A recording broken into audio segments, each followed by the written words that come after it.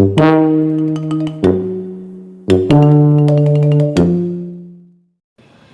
dari kelas 12 IPS 2, kelompok 2, yang beranggotakan Alisa Zahra, Emriki Somantri, Salma Rajni akan menjelaskan mengenai gerakan OPM yang dianggap mengganggu bantuan pemerintah untuk Papua Sejahtera.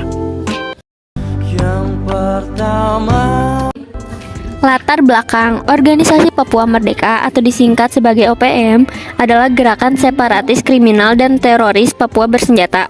OPM secara umum merupakan gerakan pro kemerdekaan Papua yang sudah tidak asing lagi namanya di kalangan masyarakat Indonesia.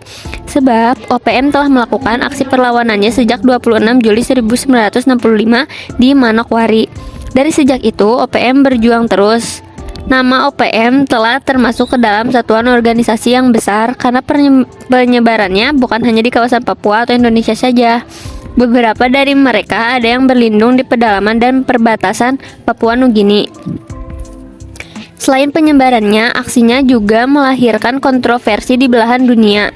Baru-baru ini OPM kembali ramai diperbincangkan lagi karena aksinya yang membuat rusuh penduduk lokal dan pendatang. OPM menganggap beberapa daerah di Papua merupakan wilayah perang. Peperangan yang mereka maksud adalah untuk mempertahankan hak dan kemerdekaan Papua. Namun tak segelintir orang merasa bahwa aksi mereka justru menghambat kesejahteraan Papua itu sendiri. Rumusan masalah. yang pertama, Bagaimana OPM dapat menghambat bantuan dari pemerintah untuk rakyat Papua? kedua, Apa keterkaitan OPM dengan disintegrasi bangsa pada masa demokrasi parlementer? ketiga, Apa dampak OPM terhadap integrasi bangsa Indonesia di masa sekarang? Dapat disimpulkan tujuannya yang pertama, menjelaskan bagaimana OPM dapat menghambat bantuan dari pemerintah untuk rakyat Papua.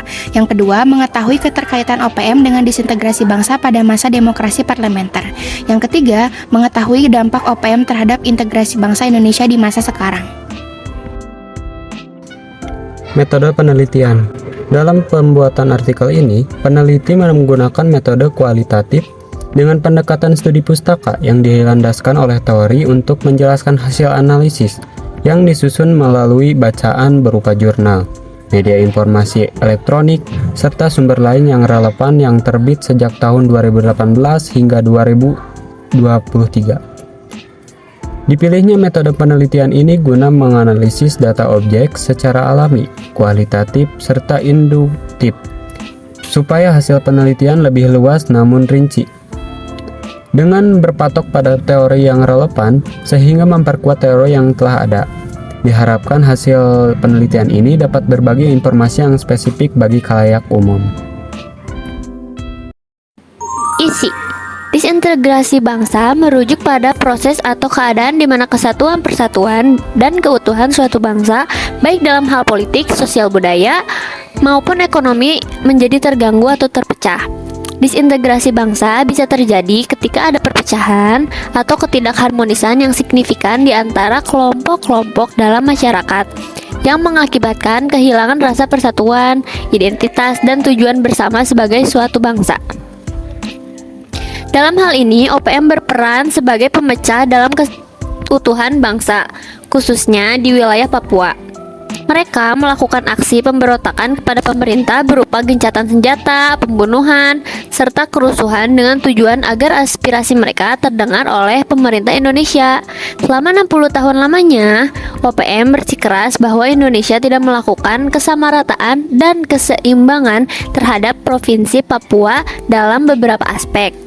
Oleh sebab itu, selain menuntut keadilan, OPM juga menuntut kemerdekaan untuk Papua. lanjut. Konflik ini bermula pada masa awal kemerdekaan Indonesia. Saat itu, Papua dipersiapkan untuk merdeka oleh Belanda dengan dibentuknya pemerintahan, badan legislatif, bendera, hingga lagu kebangsaan agar Papua dapat memisahkan diri dari Belanda. Namun, saat itu pemerintahan Indonesia mengakui wilayah Papua sebagai bagian dari Negara Kesatuan Republik Indonesia pada Perjanjian New York tahun 1962. Meskipun golongan terpelajar Papua sudah berusaha meraih perhatian Perserikatan Bangsa-Bangsa mengenai pembebasan Papua dari Belanda dan Indonesia yang berakhir mengalami penolakan, mereka tetap berjuang melalui terbentuknya organisasi separatis yang lebih serius sehingga membentuk Organisasi Papua Merdeka atau OPM. Pembahasan 1. Bagaimana OPM dapat menghambat bantuan dari pemerintah untuk rakyat Papua. Pada akhir bulan Juli 2023, Distrik Agandugume dan Distrik Lambewi, Kabupaten Puncak, Provinsi Papua Tengah mengalami krisis kelaparan ekstrim yang dilaporkan oleh BNPB bahwa kurang lebih 7.500 penduduk terkena dampak dari bencana tersebut. Krisis kelaparan itu disebabkan oleh kemarau panjang yang dibarengi oleh cuaca dingin ekstrim sehingga banyak tanaman warga mengalami kerusakan dan gagal panen. Selain hambatan dalam transportasi, BNPB juga mengemukakan bahwa terdapat ancaman keamanan yang disebabkan oleh OPM. Hal itu menambahkan kesulitan dan tantangan bagi pemerintah untuk membantu krisis kelaparan ekstrim yang terjadi di Papua. Bukan hanya BNPB saja yang mengalami ancaman keamanan, namun KST atau kelompok separatis dan teroris Papua juga berulah dengan membuat beberapa turis asing takut untuk berwisata di wilayah Papua. Tak jarang warga sipil geram terhadap aksi OPM karena mereka selalu menggunakan kekerasan. Tak sekali dua kali OPM menyerang aparat yang hendak mengirimkan bantuan sosial atau sekedar bertugas sebagai aparat keamanan.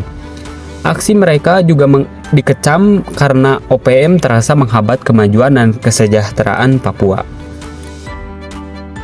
Nomor 2. Apa keterkaitan OPM dengan disintegrasi bangsa pada masa demokrasi parlementer? Pada tahun 1945 hingga 1965, Indonesia mengalami fase disintegrasi bangsa yang cukup panjang. Ancaman disintegrasi bangsa tersebut lahir dari dua faktor, yaitu faktor luar negeri dan dalam negeri. Faktor luar negeri ini ditandai oleh kembalinya Belanda untuk menjajah Indonesia yang disebut sebagai agresi militer Belanda.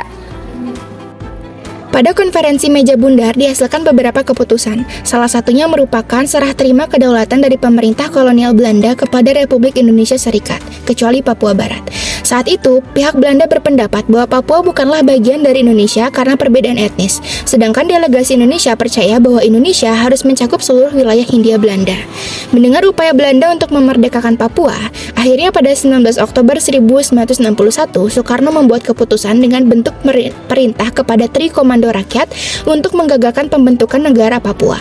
Lalu lahirlah demonstrasi anti-Indonesia yang dipimpin oleh Dewan New Guinea pada 1 Desember 1962.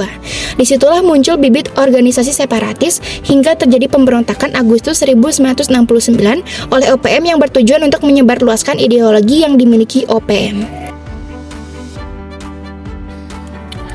Apa dampak OPM terhadap integrasi bangsa Indonesia di masa sekarang? 1. Menghambat proses integrasi khususnya di wilayah Irian Jaya. Yang kedua, menghambat pembangunan fisik dan non-fisik. Yang ketiga, ketegangan kultur yang bersifat kedaerahan dalam rangka menciptakan masyarakat politik yang homogen. Yang keempat, meluasnya aksi terorisme dan kriminalisme. Yang kelima, kasus pelanggaran HAM yang belum terselesaikan. Yang keenam, membuat jiwa nasionalisme masyarakat Papua melemah akibat kurangnya keadilan yang ditegakkan.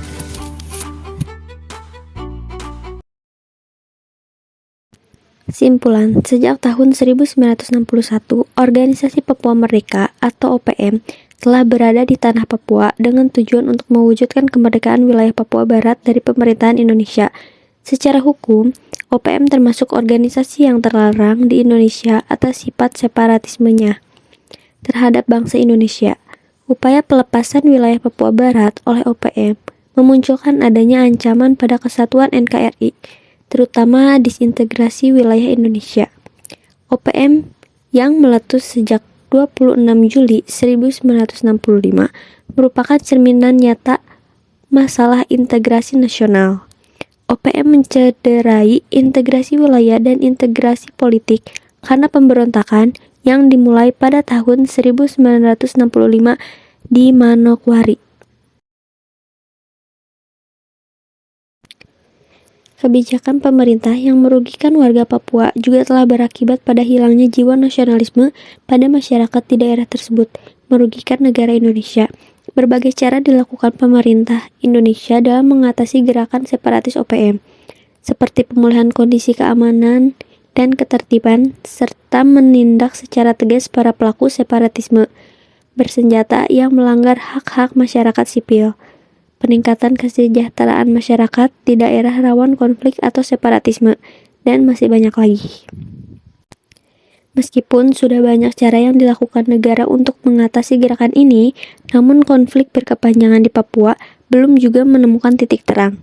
Jika konflik tersebut tidak segera diselesaikan, maka integrasi dan nasionalisme sumber daya manusia Indonesia bisa saja menurun nilainya. Kesadaran masyarakat terhadap konflik sosial diperlukan agar pemerintah bisa membuka mata dan segera bertindak mengenai kasus OPM ini, sebelum semakin banyak konflik ancaman disintegrasi bangsa yang semakin serius dan sulit diperbaiki. Berikut merupakan beberapa referensi yang kami pakai dalam pembuatan artikel ini.